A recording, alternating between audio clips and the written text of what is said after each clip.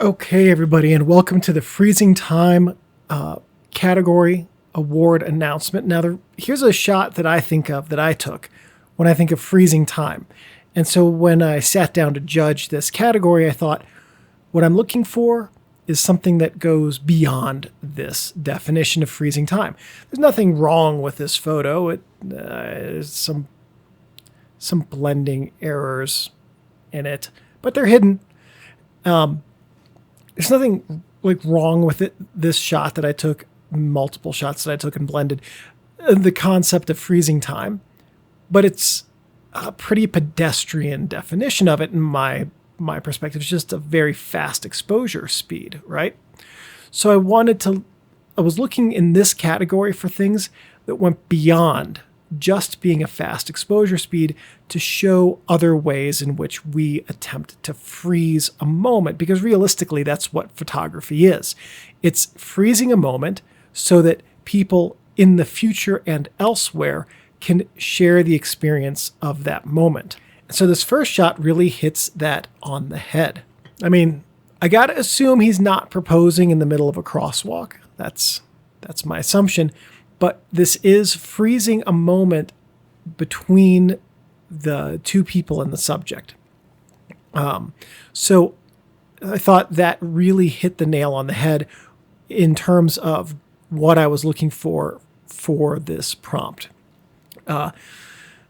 Only a handful of things here from a technical perspective that could be improved, and that has to do with the verticals, which you've heard multiple times throughout. Everyone has heard multiple times throughout each of these review videos for the different contest announcements, and which we'll continue hearing. Also for this one, I might have framed this portrait and tried to get their feet as well. And then the reasoning for that is that capturing the entirety of them would have, and turning this portrait, the camera portrait, would have gotten rid of the distracting elements of the people on their sides and the car and over to the left side and things like that.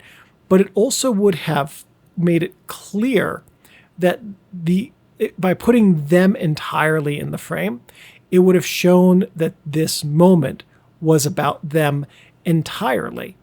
And so you would have gotten rid of the distractions, and really everything would have been entirely them. So, and then this is another case where we talked about in one of the previous videos, holding the camera at waist level and trusting. And this would have been a perfect time to do that as well with this, and just holding it portrait instead of landscape. It looks like this was pretty much shot from the waist. Actually, this was definitely shot from the waist. So the instinct there in terms of taking the shot at the moment is spot on.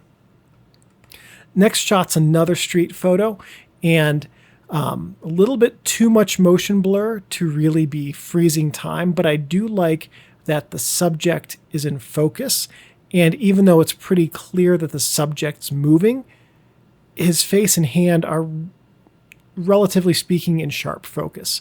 So there's not a motion blur of those that's in addition to the motion blur of the background.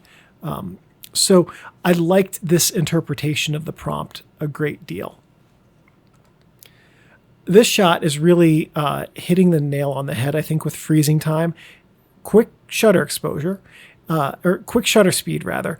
But also, if you think about moments in your life that you remember, they tend to be quick moments that are important moments. So when I look back at those in my own life, I don't think about the months when my dad was dying of cancer. I think of individual moments within those months as an example. It was many years ago, but when we think about, at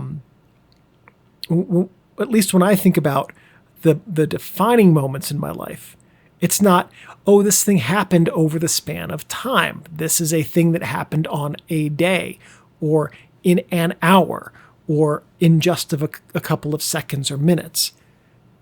So when you see something on fire, that fits that description.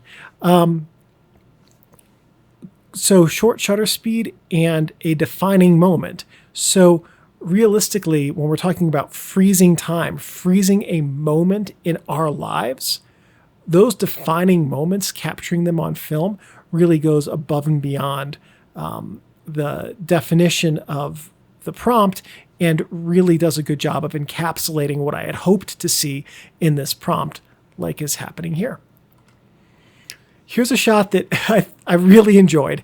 It is a bit chaotic, and I think that really works to the advantage of the shot, and it's the point of it. But it's chaotic in a way that's also not distracting. You've got a grandma with grandkids, I'm assuming, who are feeding some semi-wild deer. And one of the things that differentiates this from some of the other shots we've talked about that have a lot of elements in them is that those other elements aren't immediate to what's going on here in the action. And the action is the deer and the kids and the grandma. The other people in the background are out of focus. So it's just really clear what this photo is about. And to that end, I think that the chaos and the action and the fast shutter speed here that freeze that action really work to a lot of good benefit in this photo. And from a technical perspective, there's really a whole lot that's going right in this photo. Okay, so this was a really interesting shot that I looked at for quite a while. And I thought, it's very pleasing. The composition is absolutely wonderful. I love the use of the reflection and the ripple in the water and the way that ripple isn't huge. Yeah, it's there and you can see it because of the clouds and the way that the cloud reflections change on it, but it's not the whole image. And then the bottom, where you have the grasses that are being backlit by the reflection, really, really good. So it's freezing a moment in time and does that very well with an image that is very, very pleasing to look at. So with this shot, we're again at the quick shutter speed, and that's fine. There's nothing wrong with defining freezing time as a quick shutter speed. And also, I'm going to argue that accomplishing a task is also one of those things that sticks in our mind. I know I will always remember the first time I ran a 5K in less than half an hour. I'm always going to remember the time that I set foot on the top of Mount Elbert, because it was a heck of a lot of work to be able to get to the point where I could do that hike. And then the moment at that summit was the culmination of all of that. So I'm going to argue that events like this can, for people, really have a ton of meaning. And so we're freezing the time with a fast shutter exposure, and we're also taking that concept of freezing time, of locking a moment about ourselves in our memories with this image. So there are a couple of things here. So all of that works really well. And I think that the overall composition is good. There are a couple of things I would change here. If I were to had taken this photo and I had the opportunity to retake it, I'd tighten the crop a bit. So if you corrected the verticals here, and if you look at the Lowe's building in the background, if you adjusted the crop to make that the left side of that building vertical, it would bring the rest of your verticals into close enough alignment that they wouldn't seem cockeyed. Then the other thing would be if you imagine a crop line going between the Lowe's building and that partial building on the left. So very close to the Lowe's building, down to the street. So you're going to go take that crop line through the crowd, down to that leftmost dashed line on the road, and then kind of follow that line, not so much. You'll keep let me phrase this a different way. Keep going tight down the left side of that building, through the people on the left, past that dashed line, until you get to another imaginary horizontal line that is in front of the runner's feet, but that originates from the right side of the image, just above that foot that's in the bottom right of the frame.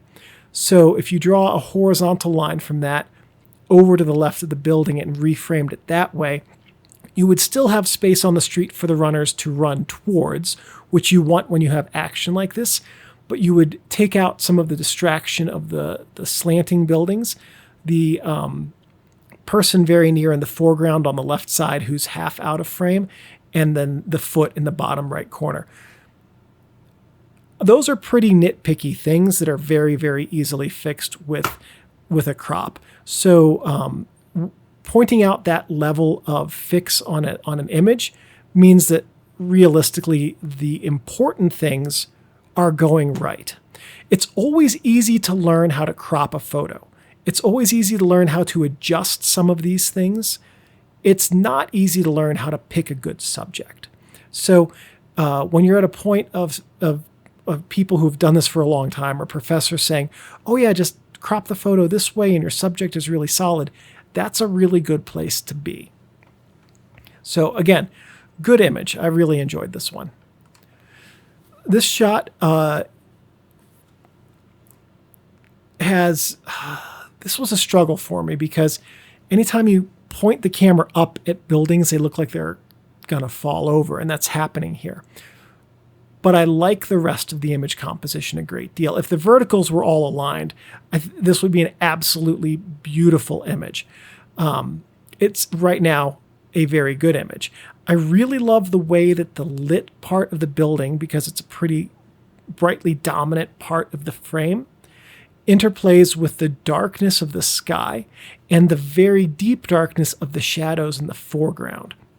And I think those levels of tonal difference are doing some really good work in this image to give it depth and to give it a whole lot of visual interest.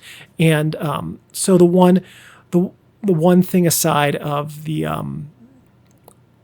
camera angle, the rest of this image and the really important parts of creating a good and interesting image to look at are really falling into place nicely. So here's a shot that was taken, again, as we've seen a lot with the freezing time theme, at a protest where it's important to freeze the moment in history that we have now to understand or try to understand in some way the importance of this current moment in history. So it's good to know that America is not the only place that's having protests right now. Would be good to say that we were also having protests where people didn't open the barricades for the protesters and let them in, but you know, different countries.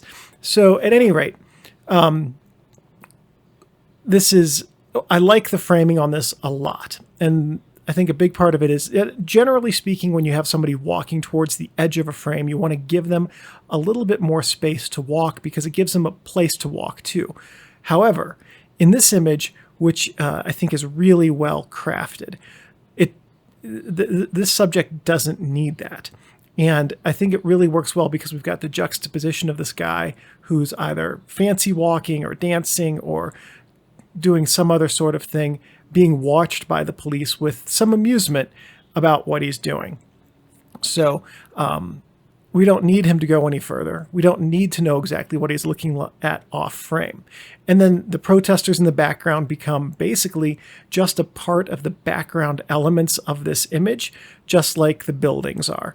And so essentially, even though the background is a fairly distracting background, it becomes less distracting because all of the background just becomes like a block of subject behind the actual action of the image.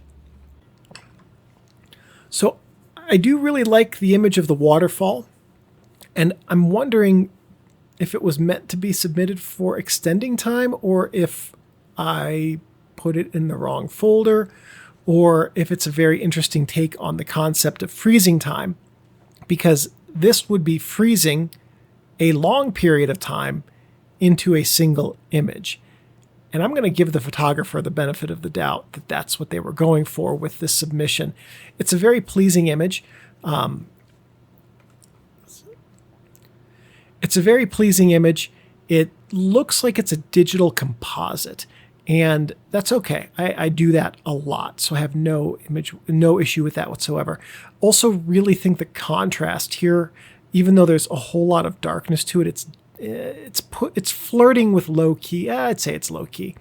I think that darkness really does a lot to emphasize the water, and I think that that's very good for the image, because what's happening is the water is giving the lightness of the water is giving the rocks form, not the tone of the rocks themselves. So the rocks are getting form. The absence of information is being given information by the existing information. What I mean by that is the white areas are giving their form to the dark areas. Both bright white and pitch black, neither of them have any form in and of themselves.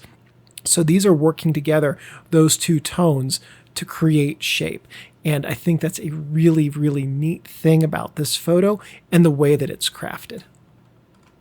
So this shot here, we're going to revisit this motif throughout freezing time, which is the street photography and what is going on in this country right this year.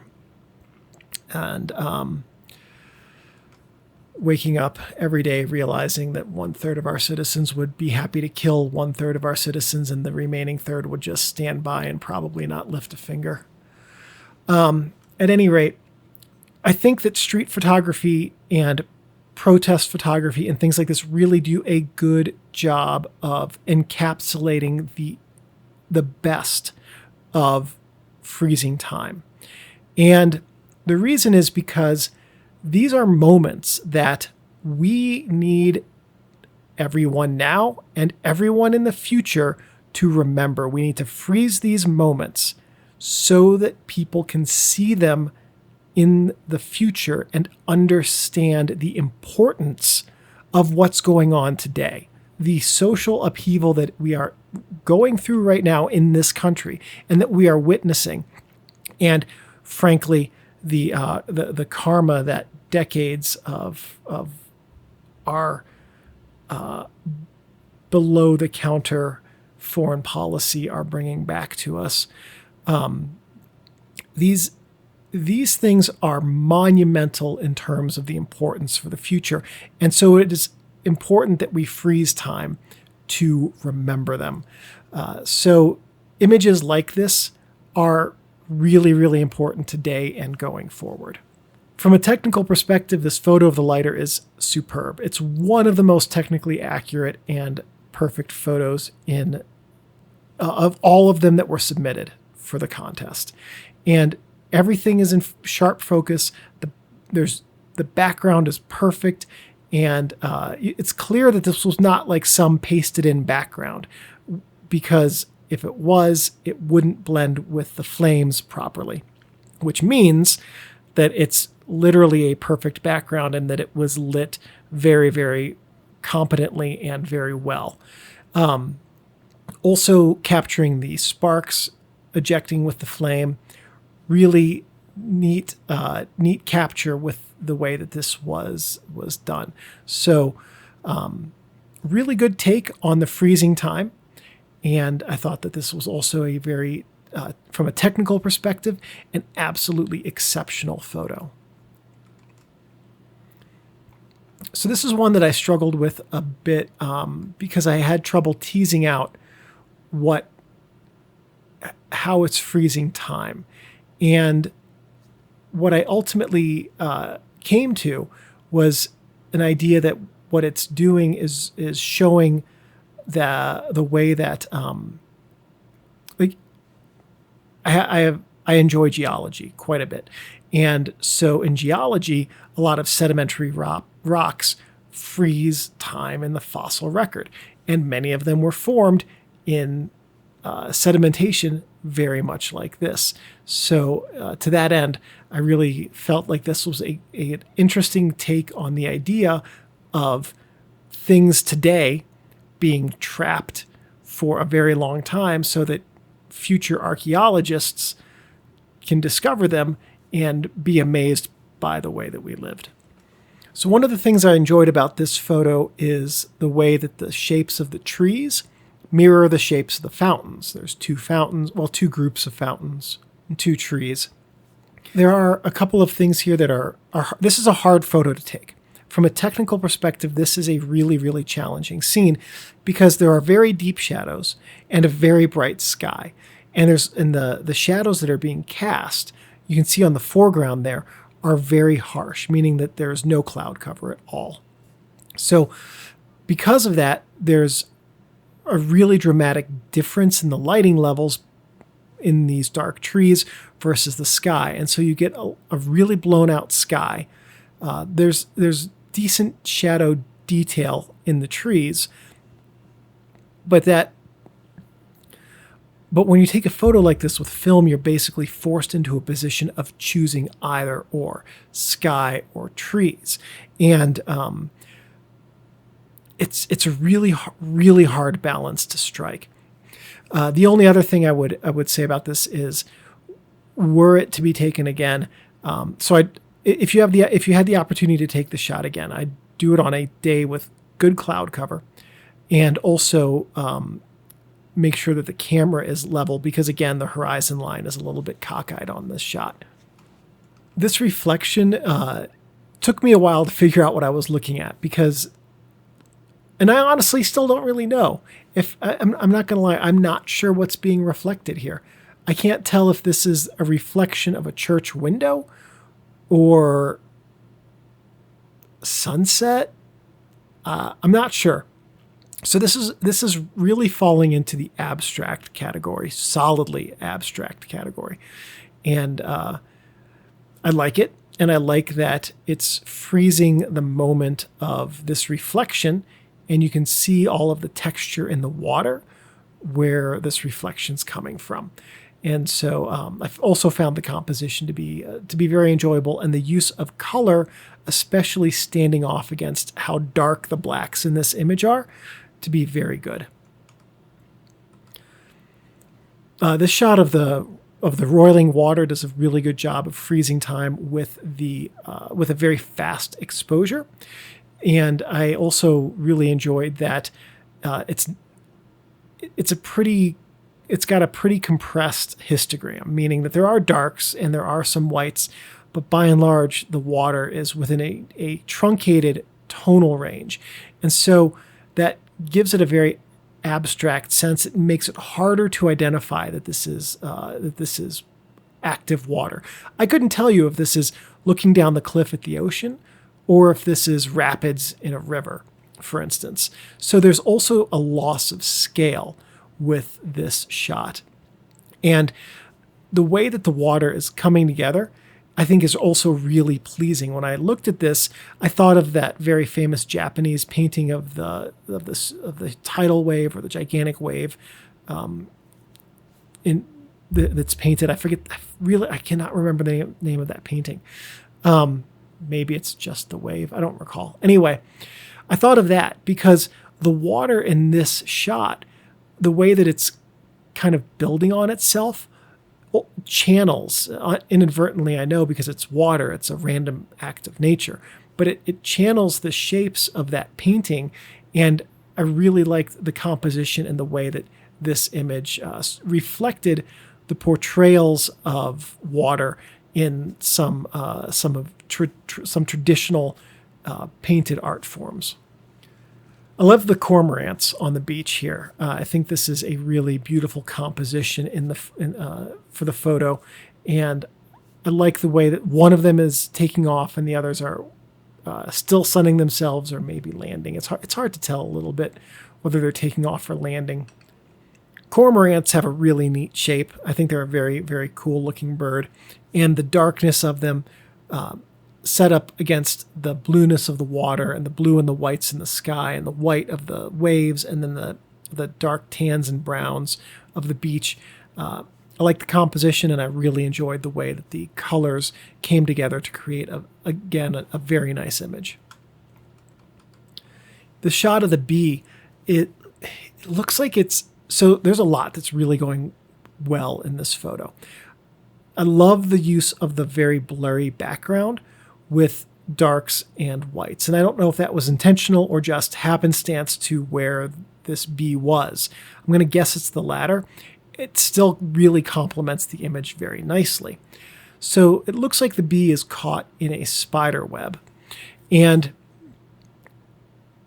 I like that you rotated the image 180 degrees. I like that the bee's not hanging, because that gives a lot of visual interest to the image. Like, why is this bee suspended? It takes a minute for the brain to realize that the image has been flipped.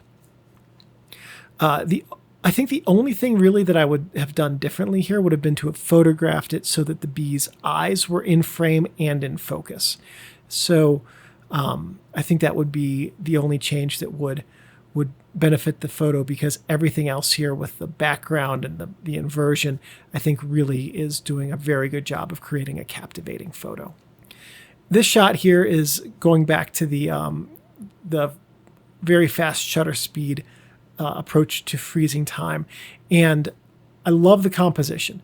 I think also the use of darks and lights with the way that the light is shining on the juggler and the tonal range of that creates in his face versus the darkness of his outfit, and the dark and the light of the pins that he's juggling, and the dark and the light of the background. Everything in this image is playing with darkness and lightness, and it's really working very well for this photo. And that's a good instinct to be honing in on those things and using them to your benefit, because those are hard things to hone in on instinctively.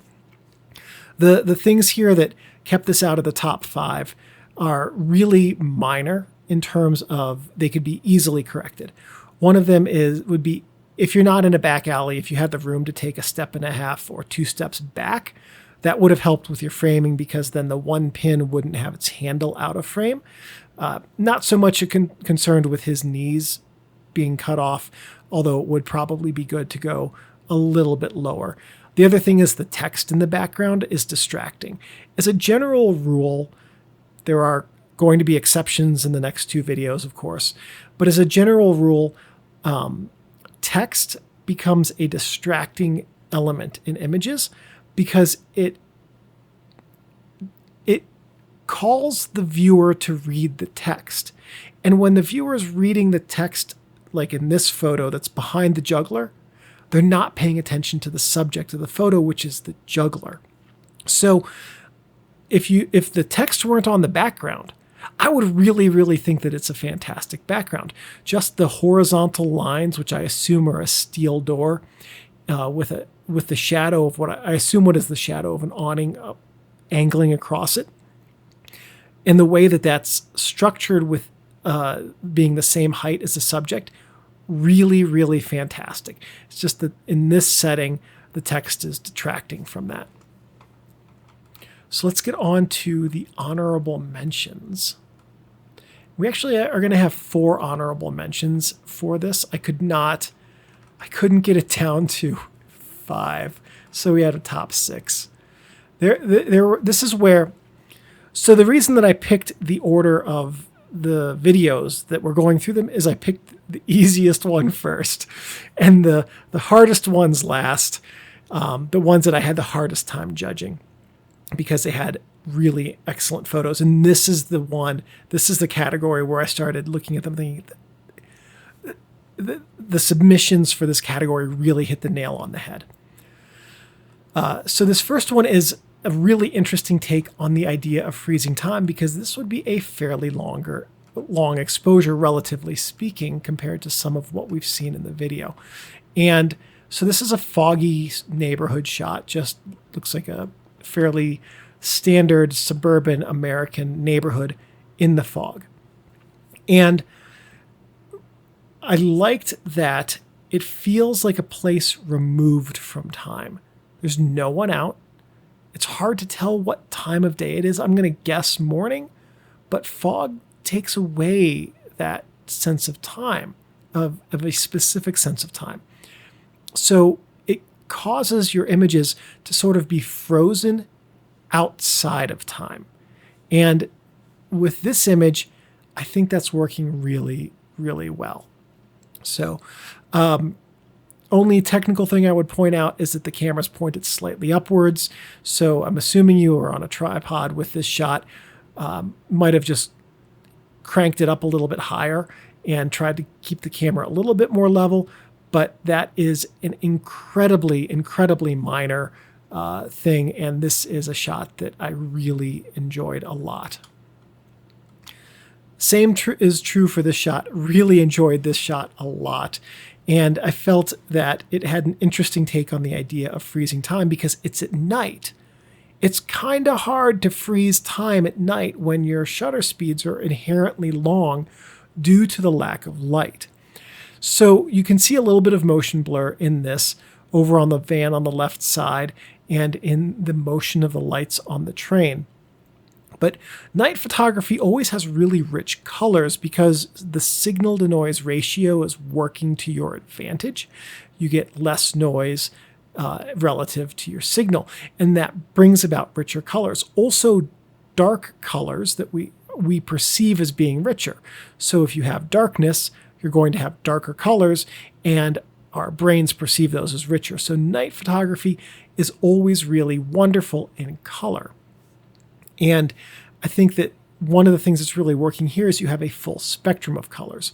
A bright orange train, you've got some hints of green and red. There are some, the light from the train is also casting kind of an orange color. You've got some greens and blues over on the right side. And so the image isn't wanting for any single color tone, and they're all balanced really well. Add to that the converging lines in this photo, and the image really does a good job of keeping the viewer's eyes in it. It gives the train someplace to go to travel down the tracks. And so, yes, very successful and very pleasing image. This shot here of the guy jumping off of the cliff, another excellent shot. Really wonderful use of silhouette in this photo as well. So I enjoyed this shot a lot. And with these 6 photos, it was really, really hard for me to pick a top 1 and 2. And you guys did a really good job of making my job in judging these last few categories really tough. So I really loved this photo a lot. The way that the foreground images are, it's not just the person in silhouette, but the rock they're jumping off of, the tree branches along the top, really do a very nice job to frame the subject of the person against the illuminated background. And because there are the trees in the distant background, but we're not going to count those. There's no foreground silhouette in the left side. It gives the person a place to jump into, which gives them room to travel, and that's a very strong composition.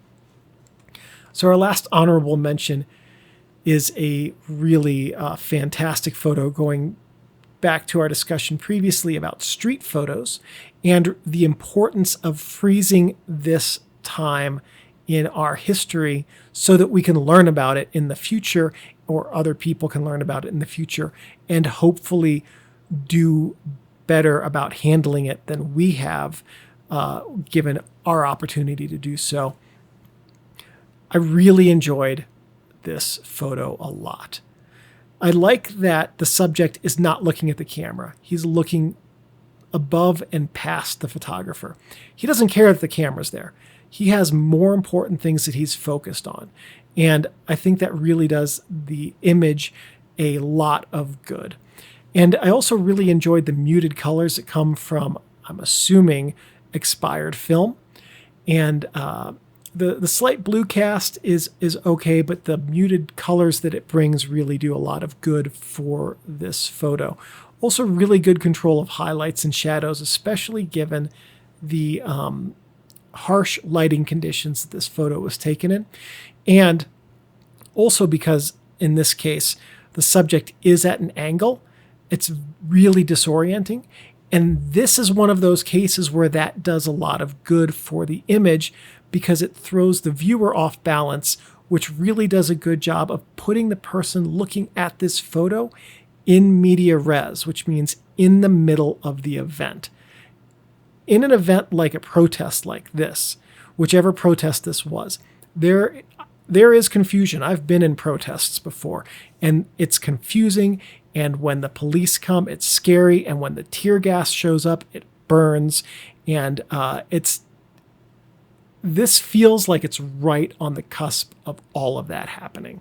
And I never felt like I was not in the midst of this photo. So very, very good shot. This one came in second for this category. And the reason it came in second is because I liked the way that it's playing with the idea of freezing time. So this is a double exposure. And it looks like it was done in camera. In fact, I would say I'm 99.9% certain it was done in camera.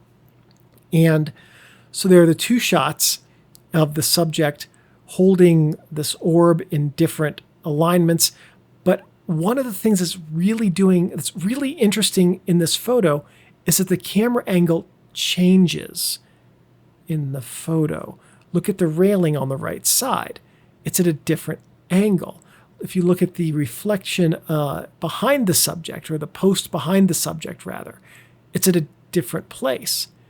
And you can also see that repeated a little bit in the bushes, although because of the chaotic nature of bushes, it's not seen so easily, so it doesn't stand out. And because of the bushes being so chaotic and not looking like a double exposure, but the structured vertical elements around the subject looking clearly like a double exposure, and then the subject her face not looking like a double exposure, I don't know how that was done. It's really interesting. At any rate, it gives a sort of ethereal, otherworldly look to the photo that is just really successful in freezing two moments of time into a single image. So I really liked how playful this was with the concept in the prompt. And lastly, our first place should not surprise everyone, given the effulsive amount of praise I have placed on the street photos in this category, that the winner would be a street photo. And this was a hard pick for me to make. This was a very, very hard choice. So I really liked this shot over the previous street photo that we saw, because this one's really way more visceral. And it uses the angle of the camera very well to its effect. It's very disorienting. The slight amount of motion blur makes this image feel very panicky. The tear gas smoke in the background, plus the guy who's holding the shirt over his nose and eyes, really tell a lot about the chaos in this scene. And the lady who's holding the water so that people can flush their eyes out with it also really highlight the chaos that's going on. And they've got to carry this guy. I couldn't tell you if he was injured or if he just couldn't see where he was going because of tear gas or what happened. But these are three people who are helping a fourth person get out of what is clearly a very chaotic scene. This would have been a photo that would have required the photographer to put themselves in the midst of a place that they probably didn't want to be, in the name of getting a photo that I think is exceedingly telling of what was going on in this setting. So really stunningly, stunningly good shot. And this category was really fantastic to judge. One of my favorite categories to judge, because the images in this category really did a very good job of conveying stories and talking about things and having a meaning.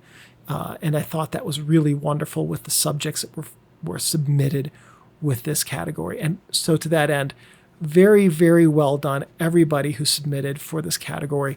The next two categories we're going to do are going to be black and white, which was legitimately the hardest to judge. We'll talk about that tomorrow, why. And the negative space will be the fifth one, and also an exceptional array of photos in that those two categories as well.